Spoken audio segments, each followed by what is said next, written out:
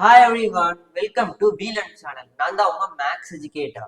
இன்னைக்கு நம்ம 12th மேத்தமெட்டிக்ஸ்ல first chapter applications of matrices and டிட்டர்மினன்ட்ஸ்ல எக்ஸாம்பிள் 1.17 தான் பார்க்க போறோம். பார்க்கலாமா?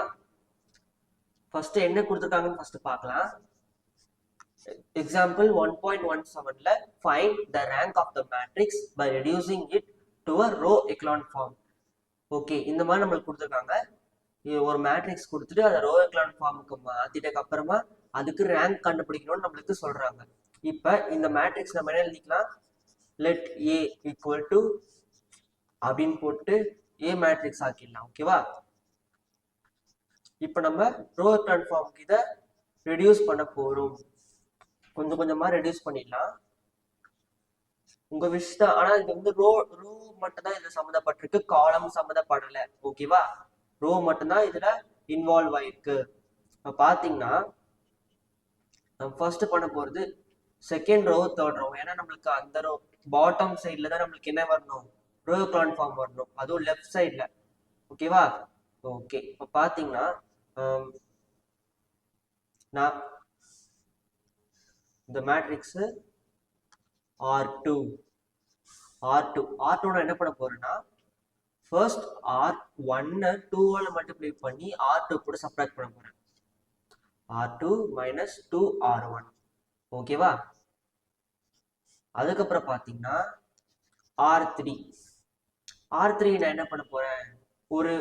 இப்போ ஒரு சைடு நம்ம பண்றோம்ல, ஒரு ஆரோ கீ போட்டு பண்றோம்ல, அந்த ஒரு ஆரோ கீ வந்து மேக்சிமம் 2 இல்லைன்னா 3 தான் இருக்கணும். அதுக்கு மேல ரோ டிரான்ஸ்ஃபர்மேஷன்ஸ் வந்து பண்ணக்கூடாது. ஓகேவா? அது வந்து அதோட ஆர்டர் பார்த்து தான் அதோட டிரான்ஸ்ஃபர்மேஷன்ஸ் ஒரே நேரத்துல எவ்வளவு டிரான்ஸ்ஃபர்மேஷன்ஸ் பண்ண முடியும் அப்படின்னு நம்ம பண்ணலாம். இங்க நீங்க வந்து ஒரே நேரத்திலேயே எல்லா காலமும் தொடர்ந்து மாத்திக்கிட்டே வரக்கூடாது. ஓகேவா? அதனால ஒரு ஆரோக்கு 3x3 ஆர்டர் இருந்துச்சுன்னா அப்ப ரெண்டு ரோ டிரான்ஸ்ஃபர்மேஷன்ஸ் ஒரு டைம்ல பண்ணலாம். இப்போ 4x4 இருந்துச்சுன்னா 3 டிரான்ஸ்ஃபர்மேஷன்ஸ் பண்ணலாம், 3 row transformations, R1 R2 R3. ஓகேவா? டன்னா? ஓகே. அதே நீங்க பிரிச்சு பண்ணாலும் உங்களுக்கு ஈஸியா தான் இருக்கும். இப்போ நான் என்ன பண்றேன்? R3 என்ன பண்றேன்னா எனக்கு இங்க லாஸ்ட்ல 0 வரணும். 2 இருக்கிற இடத்துலயும் 3 இருக்கிற இடத்துல எனக்கு 0 வரணும். அதனால என்ன பண்றேன்? R3 3R1 minus 3R1 R1 3ஆல multiply பண்ணி நான் பண்றேன். அப்படி பண்ண எனக்கு என்ன கிடைக்கும்? R1 2ஆல மல்டிப்ளை பண்ணி R2 கூட நான் சப்ராக்ட் பண்ணேன், எனக்கு 0 கிடைக்குமா? 2 போயிடுமா? அதே மாதிரி தான் 3ஆல மல்டிப்ளை பண்ணி ரூட் 3 கூட நான் சப்ராக்ட் பண்ணேன்னா எனக்கு +3 -3 இருக்கும், 0 ஆயிடுமா? அப்ப எனக்கு ரோ எக்லான் ஃபார்ம் வந்துடும். ரொம்ப ஈஸியா வந்துடும். ஓகேவா? பார்க்கலாமா? பாத்தீங்கன்னா R1 நான் வந்து இன்டூ 2 பண்றேன். R1 ஓகேவா? R1 என்னது? 1 2 3. நான் இன்டூ 2 பண்ணதுக்கு அப்புறமா 2 4 6 ஆயிடும். ஓகேவா? இப்போ நான் என்ன பண்றேன்? 3ஆல மல்டிப்ளை பண்றேன். R1 என்ன பண்றேன்? 3ஆல மல்டிப்ளை பண்ணா 3 6 9. எனக்கு இந்த மாதிரி ஒண்ணு கிடைக்குது மேட்ரிக்ஸ். ஓகேவா? நான் இப்போ என்ன பண்ண போறேன்னா R2 எழுதிக்க போறேன். R2 என்னது? 2 1 4. ஓகேவா? இப்ப இங்க இருக்குல்ல, இது வந்து என்னது? 2R1, இது 3R1. ஓகேவா? இந்த 2R1 என்ன பண்றேன்? இங்க எழுதிக்கிறேன். 2R1 என்ன கண்டுபிடிச்சோம்? 2 4 6. ஓகேவா? இப்ப நான் என்ன பண்றேன்? இது கூட சப்ராக்ட் பண்றேன். சப்ராக்ட் சிம்பிள் தானே போட்டிருக்கேன், சப்ராக்ட் பண்றேன். அதனால ஓகேவா? சப்ராக்ட் பண்ணா 0 2 2 0 ஆயிடும், 1 4 -3 ஆயிடும், அப்புறம் 4 6. 4ல -6 பண்ணா -2 வந்துடும். புரியுதா? இந்த இடத்துல நெகட்டிவ் சைன் வந்துடும். புரிஞ்சுதா? இது ஹோல் நெகட்டிவ், எல்லா இடத்துலயும் நெகட்டிவ் சைன் வந்து நம்ம ஆட் பண்ணணும். ஓகேவா? ஓகே, இப்போ பாத்தீங்கன்னா நம்மளுக்கு ஃபர்ஸ்ட் R2 டிரான்ஸ்ஃபர்மேஷன் கிடைச்சிருச்சு. இப்போ R3 டிரான்ஸ்ஃபர்மேஷன் பார்க்கலாம். R3 டிரான்ஸ்ஃபர்மேஷன்ஸ் பாத்தீங்கன்னா நீங்க ஃபர்ஸ்ட் R3 எழுதிக்கலாம். 3 0 5. நான் அப்புறமா 3R1 பண்ணேன் இல்லையா, 3 6 9 அதை எழுதிக்கிறேன். எழுதிட்டதுக்கு அப்புறமா நான் சப்ராக்ட் பண்றேன். சப்ராக்ட் என்ன பண்ண போறேன்? அதான் எழுதியிருக்கேன். இப்போ நான் சப்ராக்ட் பண்ணதுக்கு அப்புறமா எல்லா இடத்துலையும் நெகட்டிவ் சைன் வந்ததுக்கு அப்புறம் 3 போயிடுச்சுன்னா 0 வந்துடும். அப்புறம் 0 -6 வரும். அப்புறம் +5 -9 ரெண்டு ஆட் பண்ணா -4. ஓகேவா? அண்டர்ஸ்டுடா? 9ல 5 போச்சுன்னா 4ஆ?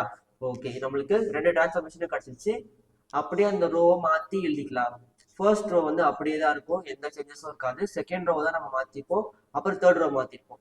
செகண்ட் ரோ வந்து இது செகண்ட் ரோவா மாறிடும், இது தேர்ட் ரோவா மாறிடும். ஓகேவா? செகண்ட் ரோ என்னது 0 -3 -2. தேர்ட் ரோ வந்து 0 -6 -4. ஓகேவா? நம்மளுக்கு இந்த மாதிரி ஒரு டிரான்ஸ்ஃபார்மேஷன் கிடைச்சிருச்சு. இப்போ நம்ம என்ன பண்ண போறோம், அடுத்த ஸ்டெப்ல நம்ம என்ன பண்ண போறோம்னா, நம்மளுக்கு பாத்தீங்கன்னா இந்த ரெண்டு பிளேசஸ்லயும் நம்மளுக்கு 0 வந்துருச்சு. எனக்கு வந்து இந்த -6 இருக்கிற இடத்துல 0 வரணும். நான் என்ன பண்றேன், இந்த செகண்ட் ரோ இருக்கு இல்லையா, செகண்ட் ரோல -3 இருக்கு. இந்த -3 என்ன பண்றேன்னா மல்டிப்ளை பண்ண போறேன். இன்டூ 2ஆல மல்டிப்ளை பண்ணி அதுக்கப்புறமா அதை வந்து நான் தேர்ட் ரோவோட சப்ட்ராக்ட் பண்ண போறேன். அவ்வளவுதான். பண்ண எனக்கு என்ன கிடைக்கும், இங்க வந்து 2ஆல மல்டிப்ளை பண்ணா -6 ஆயிடும். அதை வந்து இப்போ சப்ட்ராக்ட் பண்ணா மைனஸ் இந்த பிளஸ் ஆகி +6 -3 வரும். அது வந்து சாரி +6 -6 வரும், அது 0 ஆயிடும். ஓகேவா? பார்க்கலாமா? இப்போ பார்த்தீங்கன்னா R3 -2R2. ஓகேவா? என்னோட டிரான்ஸ்ஃபார்மேஷன் நான் இதான் பண்ண போறேன். ஓகே,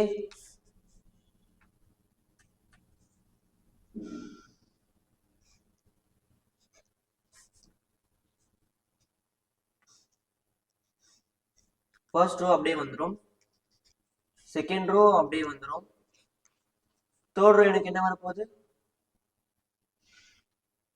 தேர்ட் ரோல என்ன பண்ண போறேன்னா R2-வை 2ஆல மல்டிப்ளை பண்ண போறேன். பண்ண என்ன கிடைக்கும், R2-வை 2ஆல மல்டிப்ளை பண்ணதுக்கு அப்புறமா 0 -3 -2 2ஆல மல்டிப்ளை பண்ணா 0 -6 -4 கிடைக்குமா? அந்த மாதிரி மல்டிப்ளை பண்ணி இப்போ எனக்கு 2R2 கிடைச்சிருச்சு. இந்த 2R2-வை R3 கூட சப்ட்ராக்ட் பண்ண போறேன். அப்ப R3 என்னது 0 -6 -4. ஓகேவா? 0 -6 -4. இப்போ என்ன பண்ண போறேன், R3 0 -6 -4 இதோ இருக்கு இல்லையா, இது கூட சப்ட்ராக்ட் பண்ண போறேன். பண்ண எனக்கு என்ன கிடைக்குதுன்னு பாருங்க. பண்ணா எனக்கு 0 வரும். எல்லா பிளேசஸ்லயுமே 0 வரும். ஓகேவா? எல்லா பிளேசஸ்லயுமே 0 வரும். Okay, done.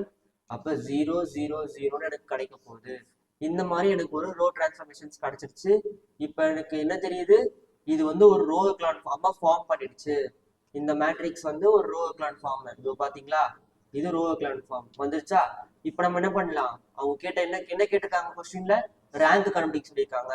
அப்ப லாஸ்ட் ஈக்குவலன்ட் மேட்ரிக்ஸ் வந்து ரோ எக்லான் ஃபார்ம்ல இருக்கு. அதனால நம்ம இது எத்தனை நான் ஜீரோ ரோஸ் இருக்குன்னு பார்த்துட்டு அதை வச்சு ரேங்க் எழுதலாம். எத்தனை நான் ஜீரோ ரோஸ் இருக்கு பாருங்க. பாத்தீங்கன்னா இதுலதான் ஃபைனல், இதான் ஃபைனல். இப்போ பாத்தீங்கன்னா இதுல ரெண்டு நான் ஜீரோ ரோஸ் இருக்கா, ஏதாச்சும் ஒரு எலமெண்ட் ஜீரோவா இல்லைனா கூட அது நான் ஜீரோ ரோன்னு சொல்லலாம். அப்ப இதுல ரெண்டு நான் ஜீரோ ரோ இருக்கிறதுனால இதை எழுதுற rank therefore 2 non-zero rows exist. Therefore rank of matrix A equal to நான் 2ன்னு எழுதுறேன். ஓகேவா? டன்னா? இது 1.17 சம் கம்ப்ளீட்டட். அவ்வளவுதான் இந்த சம். தேங்க்யூ.